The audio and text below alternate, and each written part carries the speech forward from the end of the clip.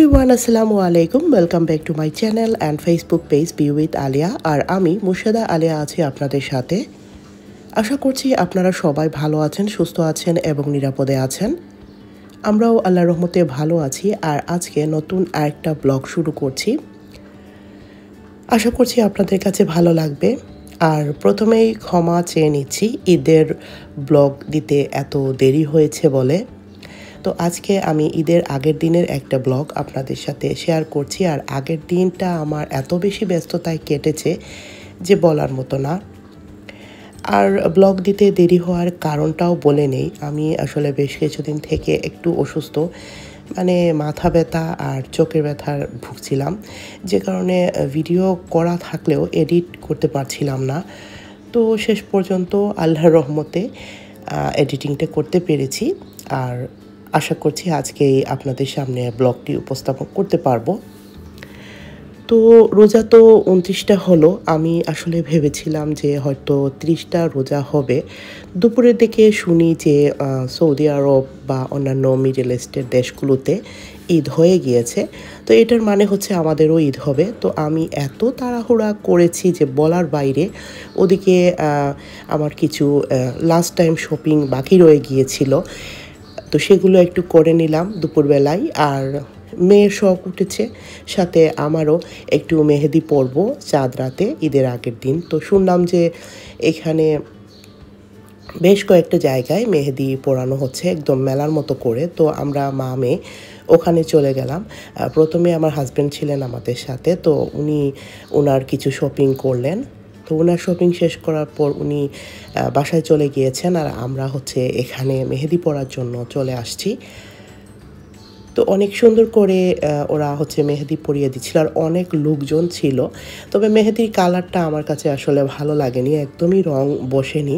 Organic মেহেদিগুলো নাকি এরকমই হয়। আর এর মধ্যে আমি তো মেহেদি পরে বাসায় এসেই রান্নাবান্না শুরু করে দিয়েছি, যে কারণে আমার মেহেদি কালারটা একদম বসেনি। তো আমার মেয়েরটা অবশ্য মোটামুটি হয়েছে, ও তো বাচ্চা মানুষ, খুব বেশি পানি ধরেনি, যে কারণে ওর মেহেদিটা বেশ ভালোই হয়েছিল। তো এই তো আমাদের মামের মেহেদি পরা শেষ, দেখতে পাচ্ছেন অনেক সুন্দর ছিল মেহেদি আর্টটা, কিন্তু রংটা ভালো হয়নি, সেটাই আফসোস। তো সেটা শেষ করে আমরা হচ্ছে এখন একটা পার্লারে চলে আসছি। সাইন হচ্ছে চুল কাটাবে, বেশ কিছুদিন থেকে বলছিল। তো তাড়াহুড়ো করে শেষ করে 4টার মধ্যে হচ্ছে বাসায় চলে আসছি। এসেই ইফতার রেডি করার জন্য তাড়াহুড়া করছিলাম।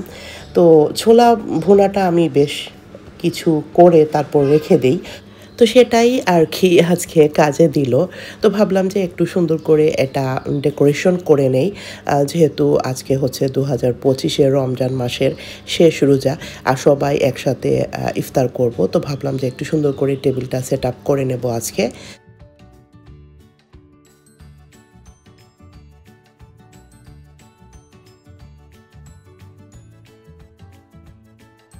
এই তো ছোলাটা একটু কাঁচামরিচ দিয়ে ডেকোরেশন করে নিলাম।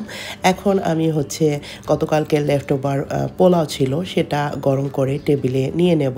আর আমার হাজব্যান্ড তো আগেই বাসায় চলে আসছিলেন, উনি এসে হচ্ছে খিচুড়িটা বসিয়ে নিয়েছেন, আমাদের সিলেটের পাতলা যে নরম খিচুড়ি যেটা, সেটা তো সেটা হতে একটু সময় লাগে। উনি হচ্ছে সব কিছু দিয়ে বসিয়ে নিয়েছিলেন, আমি জাস্ট খিচুড়ির ফোড়ন বা বাগারটা দেবো আর কি।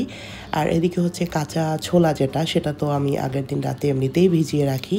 তো সেটার সাথে পেঁয়াজ কুচি, কাঁচামরিচ কুচি আর হচ্ছে আদা কুচি, লবণ দিয়ে এটা মেখে তারপর একটা বাটিতে নিয়ে নিচ্ছি। আর এখন আমি স্যালাডটা করে নেব। আমি দেখি যে টমেটোর স্যালাডটা আছে, সেটা আমার ইফতারে প্রতিদিন করা লাগে।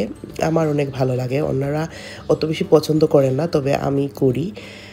তো স্যালাডটা রেডি করে নিয়ে এখন আমি খিচুড়িটা বাগার বা ফোড়নটা দিয়ে দিচ্ছি।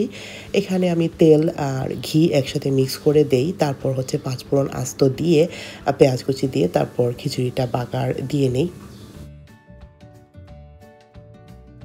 তো এখন ভাবলাম যে একটা ফ্রুট স্যালাড করে নেই, তো ইজি ওয়েতে ফ্রুট স্যালাডটা করে নিচ্ছি। এটা করা একদমই সহজ আর খেতে কিন্তু অনেক টেস্টি হয়। আমি একটা পেয়ারাকে ভালো করে ধুয়ে নিয়ে তারপর টুকরো টুকরো করে কেটে নিচ্ছি। আর এরপর হচ্ছে এর মধ্যে বাজারে যে কাসুন্দি কিনতে পাওয়া যায় সেই কাসুন্দিটা মিক্স করে নেব, আর কিছু না। ব্যাস হয়ে গেল আমার মজাদার ঝটপট ফ্রুট স্যালাড। আর সাইফ আর সাইন দুইজনে মিলে আমাকে অনেক হেল্প করছিল ইফতার রেডি করার জন্য। তো এখন সাইন হচ্ছে শরবতটা বানিয়ে নিচ্ছে। ও এখানে দই দিয়েছে, তারপর হচ্ছে রুহাফসা দিয়েছে, গুঁড়ো দুধ দিয়েছে, চিনি দিয়েছে, আর হচ্ছে পরিমাণ মতো পানি দিয়ে তারপর অনেক মজার খুব ঝটপট একটা মানে শরবত তৈরি করে নিয়েছে। এটাকে আমরা লাস্সিও বলতে পারি আসলে। তো যাই হোক, এখন আমরা টেবিলটা সেট আপ করে নিলাম। পেঁয়াজু বেগুনি এগুলো অন্য একটা চুলায় আমার হাজব্যান্ড হেল্প করেছেন আমাকে ভেজে নিতে। তো সব কিছু একসাথে নিয়ে এখন আমরা এবারে রমজান মাসের শেষ ইফতারটা করে নিচ্ছি। আল্লাহ বাঁচালে সামনের বছর ইফতারটা করতে পারবো সবাই মিলে। তো দোয়া করবেন আমাদের জন্য, আমাদেরও দোয়া থাকবে আপনাদের সবার জন্য। তো এখন আজানের সময় হয়ে যাচ্ছে, আমরা হচ্ছে লাসিটা নিয়ে নিচ্ছি। তো ইফতার শেষ করে নামাজ শেষ করে আবারও আমার মানে শপিং কিছু বাকি রয়ে গিয়েছে বাসার জন্য। তো সেগুলো করার জন্য এখন আমি আবারও বের হয়েছি। আমার হাজব্যান্ড আর সাইনকে নিয়ে বের হয়েছি। বাসার টুকিটাকি শপিং এখনও বাকি আছে, আর ঈদের দিনে যে নাস্তা বানাবো সেগুলোরও শপিং এখনও বাকি আছে। তো বাসার জন্য কয়েকটা কুশন কাভার নিলাম, আর হচ্ছে বেড কাভার নেওয়ার দরকার ছিল, তো সেগুলো হচ্ছে এখান থেকে নিয়ে নিলাম। আলহামরা শপিং সিটিতে আমার কাছে মনে হয় সব কিছু পাওয়া যায়, মানে বেড কাভার, তারপর কাপড় চোপড়ও পাওয়া যায়। সব কিছুর জন্যই আমার কাছে মনে হয় আলহামরা শপিং সিটিটাই হচ্ছে বেস্ট। তো এখন আমরা আরও কিছু টুকিটাকি শপিং শেষ করে এখান থেকে বের হয়ে যাচ্ছি। তো দেখতে পাচ্ছেন অনেক সুন্দর করে কিন্তু সব কিছু ডেকোরেশন করা হয়েছে। আমাদের সিলেটে ইদানিং ঈদের সময় অনেক সুন্দর করে রাস্তাঘাটগুলো লাইটিংস করা হয়, ডেকোরেশন করা হয়, যেটা আসলে দেখতেই ভালো লাগে।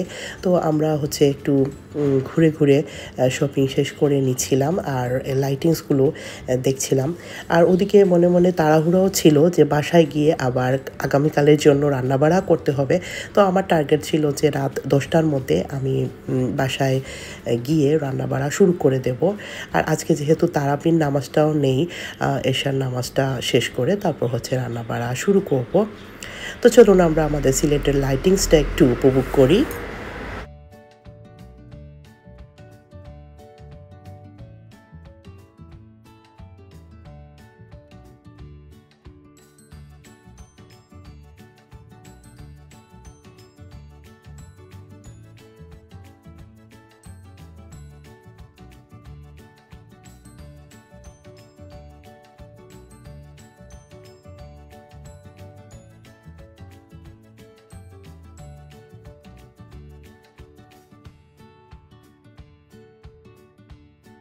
রাস্তায় অনেক ট্রাফিক ছিল ঈদের আগের দিন বলে কথা। তো ট্রাফিকে বসে বসেই আমার ফালুদা খেতে ইচ্ছে করলো, তো একটু ফালুদা খাওয়ার জন্য একটা শপে ঢুকে পড়েছি, রেস্টুরেন্টে ঢুকে পড়েছি। তো সেখান থেকে ফালুদাটা শেষ করে তারপর বাসায় চলে যাব।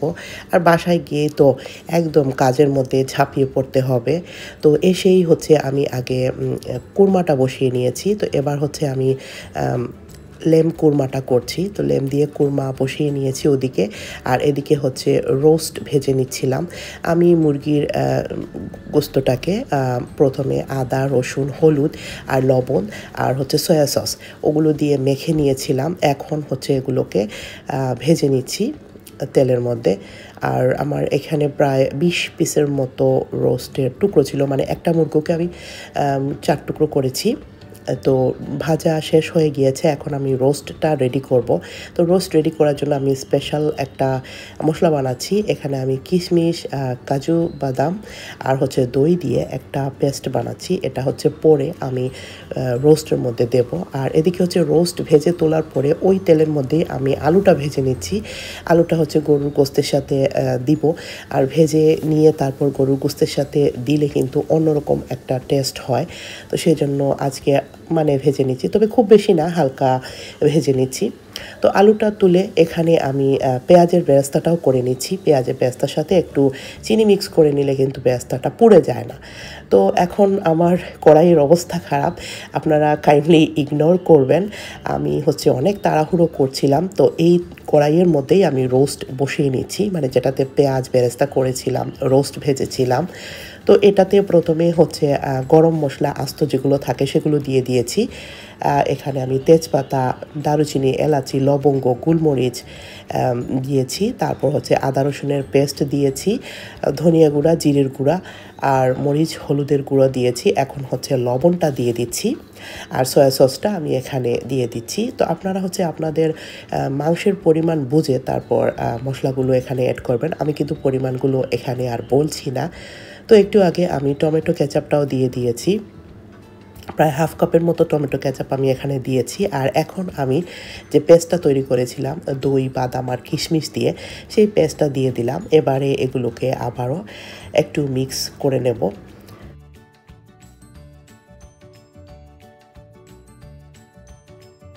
তো এবারে আমি ভেজে রাখা মুরগির টুকরোগুলো এই মশলার সাথেই দিয়ে দেব। তো সব টুকরোগুলো দিয়ে তারপর আবারও মশলার সাথে এগুলোকে মিক্স করে নেব। আর সাথে যে পেস্টটা তৈরি করেছিলাম দই, কিশমিশ আর বাদাম দিয়ে, সেই পেস্টের যে মানে ব্লেন্ডারে পেস্টটা করেছিলাম আর কি, ওই ব্লেন্ডারটা ধুয়ে প্রায় হাফ কাপের মতো পানি এখানে আমি এখন দিয়ে দিচ্ছি। লাস্টের দিকে কিন্তু এখানে দুধও অ্যাড করব আমি। তো আগে এটা দিয়ে তারপর এটাকে আবারও নেড়ে ছেড়ে আর একটু মিক্স করে নিচ্ছি। তো এখন আমি এখানে হাফ কাপের মতো দুধ অ্যাড করছি। এই রোস্টটা কিন্তু খুব বেশি ঝাল হবে না, মানে একটু মিষ্টি মিষ্টি ঝাল ঝাল হবে। তো সেই জন্য তো এখন আমি এটাকে আবারও নেড়ে চেড়ে দিলাম। এখন আমি উপর থেকে পেঁয়াজের যে বেরেস্তা করেছিলাম প্রায় 1 কাপের মতো বেরেস্তা আমি এখানে দিয়ে দিলাম। আর 2 টেবিল চামচের মতো ঘি আমি উপর থেকে দিয়ে দিচ্ছি ফ্লেভারটা সুন্দর আসার জন্য। এখন আমি এটাকে আবারও একটু নেড়ে চেড়ে দিচ্ছি। আর তারপর কাঁচামরিচ দিয়ে দিলাম। দিয়ে এটাকে আমি এখন নামিয়ে রেখে দেব। আগামীকাল সকালবেলা আবারও এটা গরম করে নিলেই হবে। এখন আমি কুরমাটা করেছিলাম, সেটাতে একটু দুধ দিয়ে দিলাম, তারপর বেরেস্তা আর কাঁচামরিচ দিয়ে দিয়েছি। এখন আমি এখানে 5 ফোড়নের গুঁড়োটা দিয়ে দিলাম, দিয়ে এটাকে মিক্স করে নামিয়ে রেখে দেব।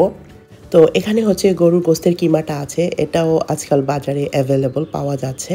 তো আমি অর্ধেক কিমা দিয়ে কাবাব করবো আর অর্ধেক কিমা এখানে রান্না করে নিচ্ছি রোল বা কিমা পরোটা বানাবো। সেই জন্য রোলটা আমি আগামীকাল বানাবো, তবে আজকে কিমা পরোটাটা বানিয়ে ফেলবো।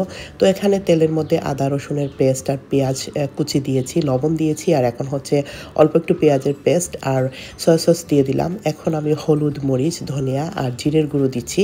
এখানে আমি আস্ত গরম মশলা দিচ্ছি না, আমি এখানে জাস্ট তেজপাতাটা দেব আর গরম মশলার যে গুঁড়োটা পাওয়া যায় সেটা দিয়ে দেব। তো এই গুঁড়োটা আমার বাসায় কড়াই ছিল, তো সেই গুঁড়োটাই আমি এখানে দিয়ে তারপর সব কিছুকে একসাথে মিক্স করে নেব। মিক্স করে আমি কিমাটা এখানে দিয়ে দিচ্ছি রান্না হওয়ার জন্য। তারপর অল্প একটু পানি দিয়ে কিমাটাকে ঢেকে রেখে দেব রান্না হওয়ার জন্য। বাকি অর্ধেক যে কিমা ছিল সেগুলোকে আমি কাবাব বানানোর জন্য একটা বাটিতে নিয়ে নিয়েছি।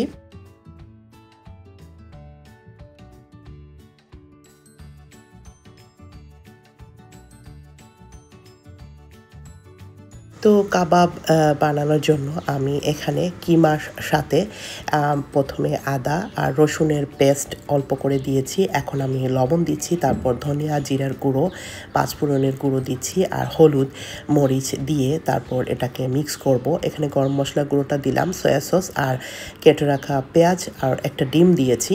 এখন এখানে আমি কর্নফ্লাওয়ার দিয়ে তারপর এটাকে মেখে কাবাবটা তৈরি করে নিচ্ছি। ওদিকে আমি যে কিমাটা রান্না করছিলাম সেটাও নেড়ে ছেড়ে দিচ্ছিলাম মাঝে মাঝে। এদিকে আলুটাও দিয়ে দিলাম গরুর গোস্তের মধ্যে। তাহলে যেটা হবে, সকালবেলা আমাকে আর কোনো কাজ করতে হবে না। দুপুরের রান্না আর সকালের রান্না দুটোই আমি একসাথে আজকে করে নিয়েছি। তো এখন আমি কিমা পরোটাটা বানাচ্ছি আর ওদিকে আমার মেয়ে ডেজার্ট আইটেম বানাতে আমাকে হেল্প করছিল। তো আজকের ভিডিওটা আমি এখানেই শেষ করছি। আগামীতে আমি ঈদের দিনে ব্লগটা আপনাদের সাথে শেয়ার করব। তখন অবশ্যই আমি বাকি যে কাজগুলো করেছিলাম সেগুলো আপনাদের সাথে শেয়ার করে নেব। তো আজকের জন্য এইটুকু। সবাই অনেক ভালো থাকবেন আর আমার চ্যানেলটিকে সাবস্ক্রাইব করতে আর ভিডিওটিতে লাইক দিতে একদমই ভুলবেন না।